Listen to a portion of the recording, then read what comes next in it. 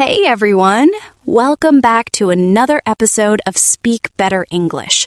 I'm Mia, and we're so happy you've decided to spend a little time with us today. Whether you're listening on your way to work, during a morning walk, or while relaxing at home, thanks for joining us. And I'm Leo. Today we're talking about something that's going to improve two important parts of your life at the same time: your English and your relationships. That's right. Today's topic is how to have better conversations. Have you ever met someone who can start a conversation with almost anyone? They always seem relaxed, friendly, and interesting to talk to. And maybe you've wondered, how do they do that? Well, here's the good news. They weren't born with a special talent. Great conversation is a skill. And just like learning English, it's something anyone can develop with practice. Leo, let me ask you something.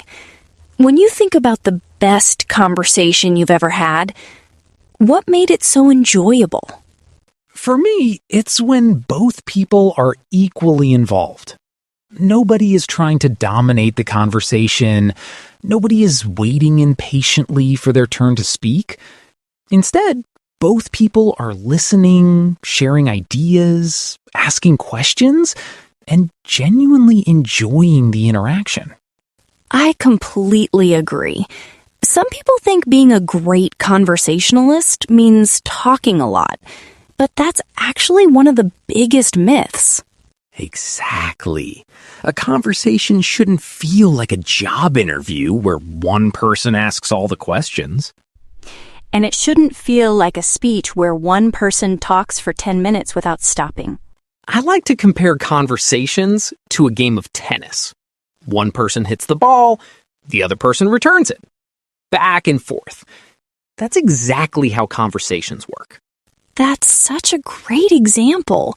Every question, every answer, every story keeps the conversation moving naturally. Now, here's something many people don't expect. The best communicators aren't always the best speakers. They're usually the best listeners. That's so true. Think about the last time someone gave you their full attention. They weren't looking at their phone. They weren't interrupting you. They were simply listening. How did that make you feel? Probably respected. Maybe even appreciated. Everyone enjoys talking to someone who truly listens. Let's imagine your friend says, "I had a really stressful day at work." A weak response would be, "Okay." And suddenly, the conversation is over. Instead, you could say, "I'm sorry to hear that. What happened?" Now, you've shown empathy and curiosity. Exactly. That's called active listening. Instead of simply hearing the words, you're showing the other person that you actually care. Let's move on to asking questions, because not all questions are equally helpful. That's right. Some questions stop conversations. Others help conversations grow. For example, did you enjoy your vacation? Most people will simply answer yes. And then there's an awkward silence. Instead, ask, what was your favorite part of your vacation? Now, the other person has a chance to tell a story. Exactly. Open-ended questions invite people to share experiences instead of giving one-word answers. Here are 3 questions you can start using today. What do you enjoy doing in your free time? How did you become interested in that hobby? What's something exciting you've done recently? Notice how every question encourages the conversation to continue naturally. Here's another habit that makes a huge difference. Avoid answering with just one word. Let's imagine I ask, "Do you enjoy reading?" You could simply say yes. That's not wrong, but it doesn't help the conversation continue. Instead, try saying yes I love reading mystery novels because I enjoy trying to solve the mystery before the ending. Now I have something interesting to ask. Maybe, who's your favorite author? Or what's the best mystery book you've ever read? Exactly. Complete answers create new opportunities for conversation. Leo, do you think people can tell when we're pretending to listen? Absolutely. Our body language usually gives us away. If you're checking your phone, looking around the room, or thinking about your next sentence, people notice. Instead, make eye contact. Smile naturally. Nod while listening, and respond to what the other person actually said. Those small habits make people feel heard. And that's one of the greatest gifts you can give someone during a conversation. Can I share something I learned a few years ago? Of course. I used to believe I needed clever answers and impressive vocabulary every time I spoke. I think a lot of English learners feel exactly the same. The problem was, I spent so much time thinking about what I wanted to say that I wasn't really listening. That's such an important lesson. People usually don't remember the big words you used. They remember how comfortable they felt talking to you. Exactly. Instead of trying to impress people, try to understand them. Curiosity always creates better conversations than showing off. Every conversation eventually reaches a quiet moment. What should we do? First, don't panic. A few seconds of silence are completely normal. But if you'd like to continue talking, use what I like to call a conversation bridge. I love that expression. What's a conversation bridge? Imagine someone says, I recently started learning photography. Instead of replying, nice, ask, that sounds interesting. What inspired you to start photography?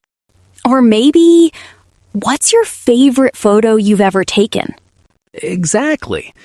Questions like these keep conversations alive because they invite stories instead of ending them. There's one more important thing. A conversation should never feel one-sided. Exactly. Don't only ask questions. Share your own experiences too. If someone tells you they enjoy hiking, you might say, I've only been hiking once, but I really enjoyed being surrounded by nature. I'd love to do it again.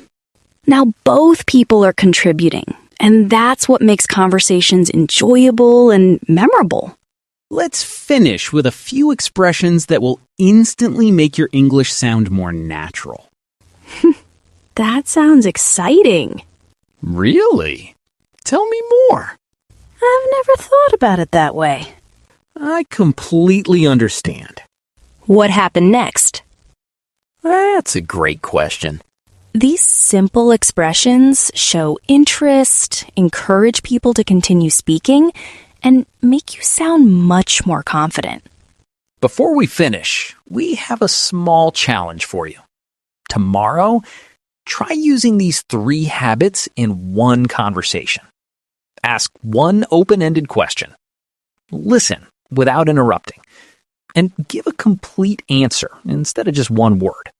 They sound like small changes, but together, they can completely transform your conversations. Let's quickly review today's lesson. Listen more than you speak. Ask open-ended questions.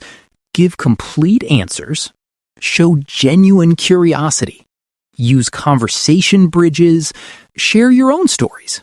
And remember, great conversations aren't about perfect English. They're about making genuine connections with other people. I absolutely love that. Every conversation is another chance to improve your English, build your confidence, and learn something new about someone else. Before you go, we'd love to hear from you. What's the biggest challenge you face when having conversations in English? Is it vocabulary, confidence, pronunciation? or simply knowing what to say next? Leave your answer in the comments. We'd love to hear from you. Thank you so much for spending part of your day with us. Keep practicing, keep asking questions, keep connecting with people, and most importantly, keep speaking English. We'll see you in the next episode of Speak Better English. Take care, everyone. Bye, everyone. Happy learning.